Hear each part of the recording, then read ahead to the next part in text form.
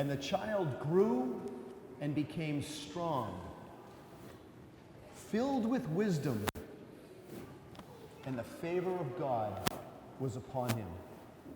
The Spirit of God was upon him. What is it for you and me to grow in this life, in the time that we've been given, no matter how long or short, and as we've seen in the past few weeks in our own community, the Holy Cross community, we've seen with Kobe Bryant and all those, his daughter and that whole family and everybody, like life can change like that. Whatever time we've been given, what is it for you and me to grow in this life to become strong? And I'm not just talking physically strong, muscle strong, or head strong. To be strong and filled with wisdom, that gift from God that's given to us at baptism. And to know that the favor of God is upon us. The favor of God, meaning that God's Spirit is with us, guiding us to do the right things in life and to follow in the ways modeled by Jesus. Ways that talk about truth and honesty. Remember that interaction Jesus had with Pilate? And he said something about the truth, and he talked about being the truth, and Pilate's like, truth? What's truth? Some people don't care about truth. But the favor of God upon us to follow in the ways modeled by the way, the what? The truth and the life. And who's that?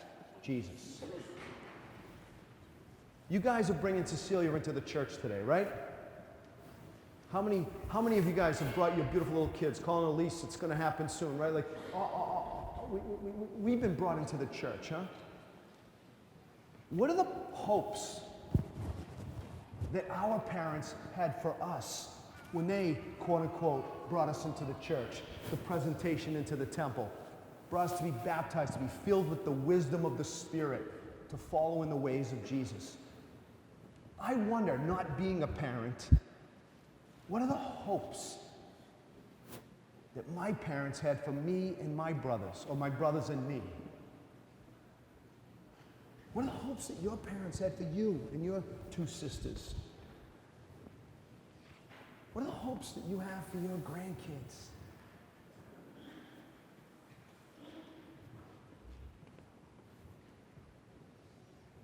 What do you hope? We might say, what did they hope we would become?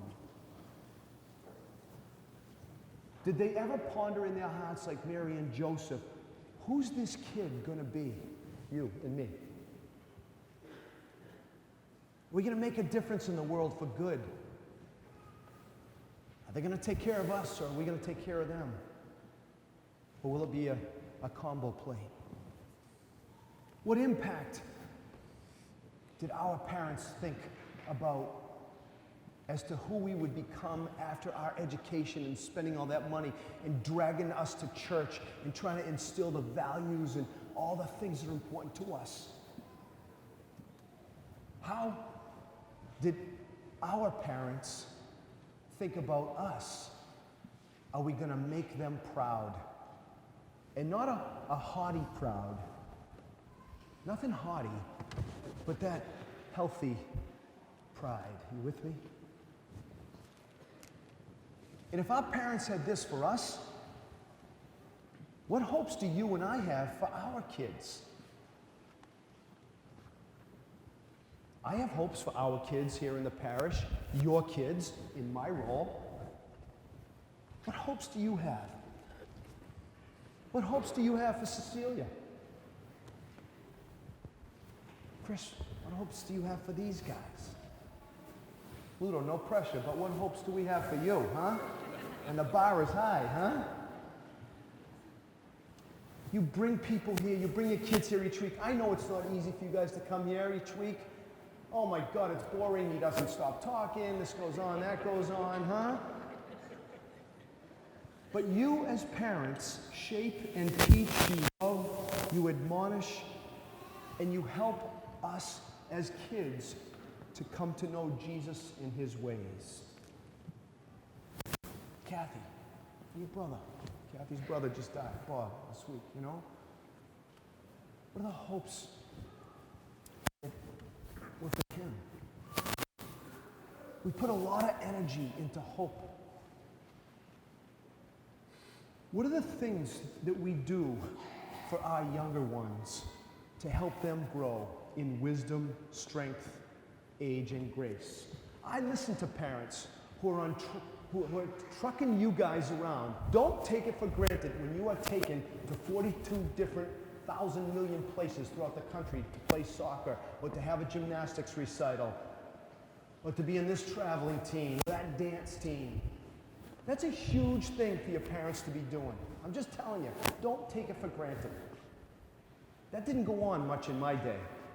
Maybe it was because of my lack of athletic prowess, but I was a scrapper. I can say that, huh? Look what we do to make sure our kids succeed and get better in all of these things. How else are we trying to help them grow in wisdom, age, and grace? And I'm telling you, by bringing them here, by passing on your value system, you're doing it, man. What values do you and I want to instill? What are the morals? Basic things, like doing the right thing, not lying and cheating and stealing. And by the way, do we not all go through our phases? I might be the only one in this whole church who's never gone through that phase, of course, you know. Are you kidding? Right? But do we come out learning from these things on the other end with deeper wisdom of a way to be? Do we help our kids clearly be able to differentiate between right and wrong, between truth and lies, between good and bad,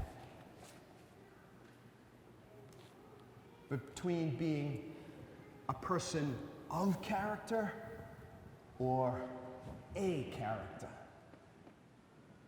And do you guys, as kids, or as teens, or college students, or young adults, do you want to be a person of integrity? Do you want people to look at you and say, like, you know what? You are such a good kid. You come from such a good family. You're honest and truthful. I can rely on you. I can trust you. I can be with you in these ways. You make your parents proud. Do you want to be that kind of kid? Because if you do, it points us in the direction to be that kind of adult. And trust me, as we get older, it gets challenging to maintain that at times, does it not? Do you want people to look at you and me and say, inherently, I trust you? I want people to look at me as a priest and say, I trust you with my kids, with my teenagers, with my wife, with my husband, with my money, with my life. It might be a little idealistic, but I want that. I want somebody to look at a priest and be like, liar, doesn't tell the truth, no backbone, pedophile, one way, authoritarian. Do people look at you and me and say, I know you're not perfect, but you're honest and trustworthy, you're of character, you're true, you're generous, you're loving, you're forgiving, you're transparent. What do people see in us? Today, in the presentation at the temple, that beautiful old lady, Anna, 84 years old, that prophetess, who spent her whole time connecting with God after the loss of her husband, she recognized God's favor was upon that kid, that Jesus who got brought in. What went on in Mary and Joseph's mind when they heard Simeon say what he said about who their kid was going to be? That would be like me saying something to you guys as parents about who your kid is destined to be. Behold, this child is destined for the fall and the rise of many in Israel, to be a sign that will be contradicted, and you yourself a sword will pierce, so that the thoughts of many hearts may be revealed. What was that like for this 14, 15-year-old girl, young woman, to hear about her son? That's a head scratcher. Who is this? And do they make any connections between then and then the angels in the past? Don't worry, you'll conceive through the Spirit. Don't worry, I'm going to send you home a different route. Have no fear. How many fears do parents have bringing up kids in the world today? What went on in their minds when they heard that? So whether one is president or senator, Democrat or Republican, state trooper, politician, movie actress, cardinal, bishop, or priest, and if I left anybody out, whoever we may be in these roles, as we go through these times that test us in our country and in our world and in our church, let us call upon the one who we heard of in today's second reading, who has been tested himself, who could have made a choice to go either way, to be of the truth or of the alternative fact.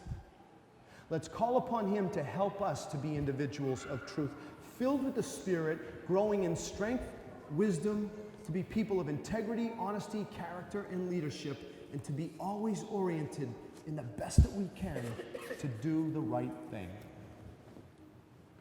I end with this quote. The 18th century Anglo-Irish statesman, born in 1729 in Dublin, Ireland, was a man named Edmund Burke. He was praised by both the conservatives and the liberals. And in the 20th and now 21st century, he is subsequently widely regarded as the philosophical founder of modern conservatism. You know what he said? The only thing necessary for the triumph of evil is for good people to do nothing.